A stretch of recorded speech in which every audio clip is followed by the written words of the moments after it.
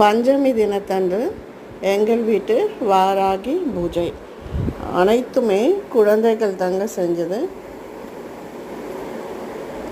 வாராகி வாராகி வார்த்தாளி வார்த்தாளி வாராகி வாராகி வராகமுகி வராகமுகி.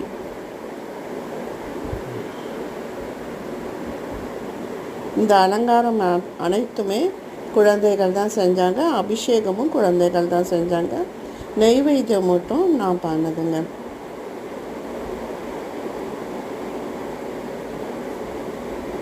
நெய்வேத்தியம் சக்கரவள்ளி கிழங்கு, இல்லாட்டினும் பூமியில் விளையக்கூடிய